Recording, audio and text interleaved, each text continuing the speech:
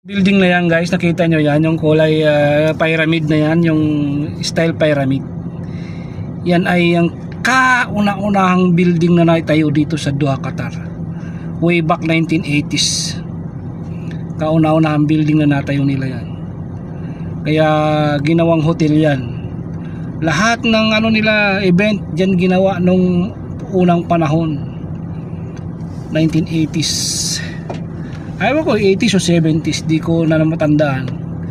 Pero mayroon history yan dyan sa nakasulat dyan sa baba ng building na yan. Sheraton Hotel ang tawag dyan. Ang daming mga kabayan natin na nandyan sa Sheraton building na yan. Ito makita nyo naman yung parang na yan. Parang condom na yan. Condom tower tawagin dyan. Condom tower, pero ang totoong pangalan yan, Burj Doha. Rin yan siya,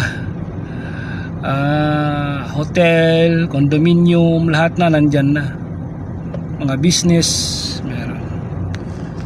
Saka siyempre ito bago, Palm Tower yan, tapos itong matulis na yan naman ay bagong building. Hindi ko matandaan kung anong pangalan pa niyan hindi kasi ako nakakaikot doon sa baba niyan. Bago lang kasi yan, di ko alam kung nalagyan na ba ng pangalan. Yun lang, share ko lang. Nandito tayo sa West Bay Corniche. Ayan, dagat po yan, kulay blue na nakikita nyo. Alright, rock and roll.